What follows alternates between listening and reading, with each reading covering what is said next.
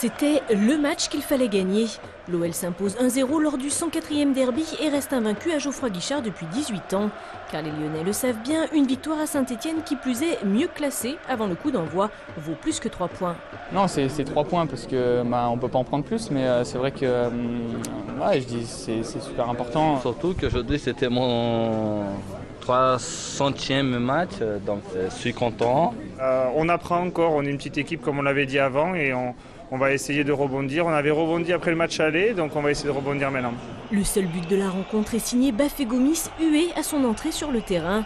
L'ex-panthère stéphanoise dédie son but à Eric Abidal et permet à son équipe de se relancer complètement dans le sprint final pour la 3e place. J'ai pas de revanche particulière. Bon, après c'est vrai que ça fait plaisir de marquer dans un derby. Je leur souhaite d'être européens mais derrière nous. Il reste 10 matchs de championnat et il va falloir aller atteindre nos objectifs comme prévu et voilà, continuer sur ce lancer. L'OL qui a remporté ses 3 confrontations face à Saint-Etienne cette saison repasse donc devant son adversaire du soir au classement et peut toujours rêver de Ligue des Champions.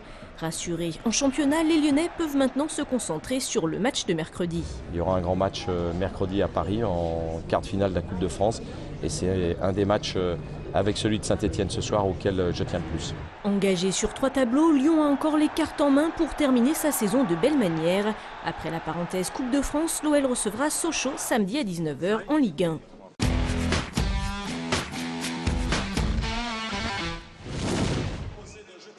L'Asvel s'enfonce un peu plus ce vendredi soir à l'Astrobal. Les Villeurbanais ont concédé face au Mans leur 7e défaite consécutive, 84-73, toutes compétitions confondues, la 4e d'affilée en championnat. 9e au classement, ils voient la qualification pour les playoffs s'éloigner dangereusement.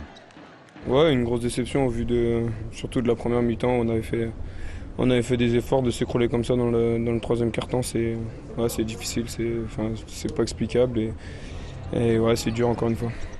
Maladroit en attaque et apathique en défense, l'Asvel s'incline pour la 5e fois en 11 rencontres à domicile. Il va falloir que Pierre Vincent et ses joueurs trouvent rapidement des solutions afin d'éviter qu'une crise ne naisse dans la maison verte et que les supporters s'éloignent un peu plus de l'Astrobal. Qu'est-ce que vous voulez que je vous dise? Vous voulez que je vous dise que je suis inquiet? On est en difficulté, j'ai pas à être inquiet. Le fait d'être inquiet ne va pas rendre l'équipe meilleure. Je trouve que le public nous aide pas beaucoup. Le public réagit quand nous on tire l'équipe devant. On a besoin de public quand on est derrière. Et ce que je disais aux joueurs, c'est qu'il faut compter sur personne sauf nous. Réaction attendue donc du côté des joueurs et des supporters pour le prochain match des hommes de Pierre Vincent. Ce sera le vendredi 23 mars à l'Astrobal contre le 12e de Pro A, Nanterre. Soirée compliquée pour le CSBJ samedi soir à l'occasion de la 24e journée de Pro D2. Les Bergaliens ont concédé leur 3e défaite d'affilée en championnat face à Aix-en-Provence, 19-13, la 3e de la saison à Pierre Rajon. Il y a un moment de flottement, on prend un essai casquette, on peut appeler ça. Et puis à partir de là, je sais pas, j'ai l'impression que tout le monde baisse les bras et on déjoue à tous les niveaux, en touche, en mêlée. Donc voilà, après, sans conquête, ce match c'est impossible à le gagner, quoi. Miné à nouveau par des problèmes extrasportifs, Laurent Seigne envisagerait de quitter précipitamment le club. Les joueurs, eux, ont-ils démissionné sur le terrain? Bon, je pense démissionner, c'est peut-être un peu fort, mais oui, une fois de plus, tu vois, j'ai l'impression que Bourgoin ne veut pas avancer. Chaque année, on trouve une excuse pour nous mettre sous pression. J'ai refusé au début de la saison un contrat de 2 ans à Toulon et je suis resté parce que j'avais donné ma parole. Voilà.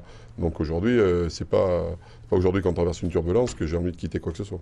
Avec 11 défaites au compteur en Pro D2, Bourgoin est 11e à 6 journées de la fin. Un sursaut d'orgueil est attendu au prochain match. Ce sera à Aurillac samedi 24 mars.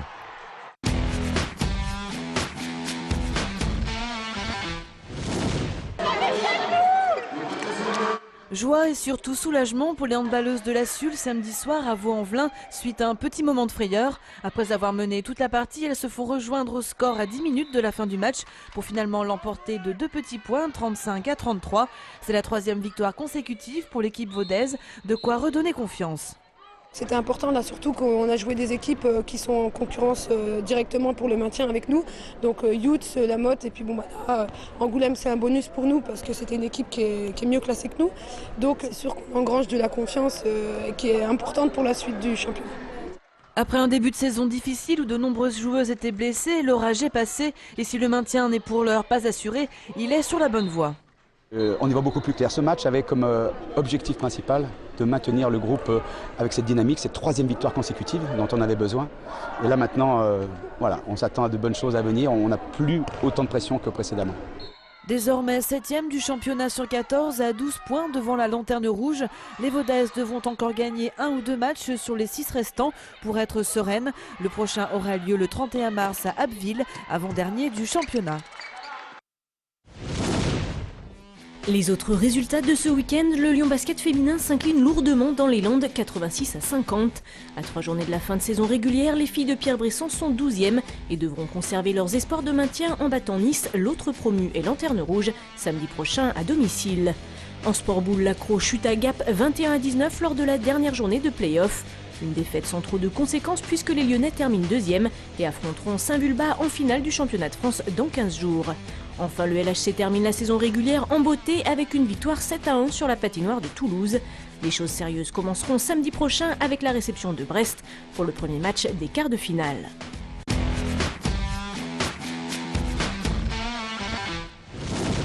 Samba, cha-cha, rumba, pazochai. Basse, tango, step, box.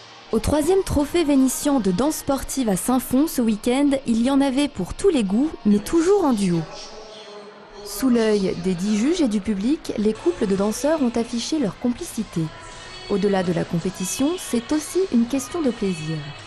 C'est d'exprimer ce qu'on ressent en dansant et c'est plus sympa à nous. Laisser vivre ses émotions, mais surtout glaner des points pour gravir les catégories de niveau, des débutants aux experts. Une grosse pression donc pour les danseurs et la satisfaction à la clé pour les médaillés. Ça fait plaisir. Après pas mal d'heures d'entraînement, ça fait plaisir, c'est sûr. On est récompensé de notre travail.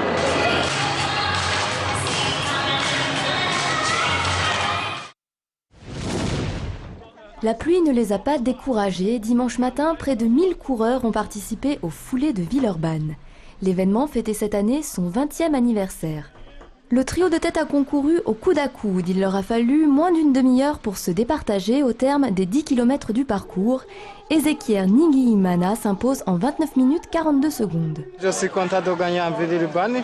Je crois que c'est la 4e fois que j'ai gagné à Villeurbanne et je suis content de gagner. Pour cette édition 2012, les filles n'ont pas démérité. 34 minutes après le départ, c'est Francine Nyon-Ziguier qui franchit la ligne d'arrivée en vainqueur. Une course difficile donc pour les participants qui, au-delà des 10 km, peuvent s'enquérir d'avoir bravé la pluie.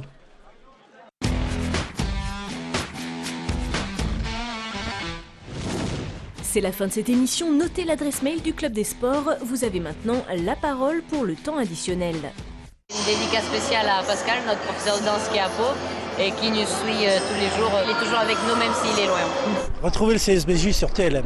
On fait une petite dédicace au club de Vaux-en-Velin Triathlon. On est 2 représentants aujourd'hui. On pense fort à eux parce qu'eux ils sont partis faire une course de vélo. Et puis je passe un gros bisou à ma petite copine. Je veux passer un bonjour à tout le club de rugby Saint-Janet. J'espère qu'on sera qualifié pour les phases finales. Vive le sport sur TLM.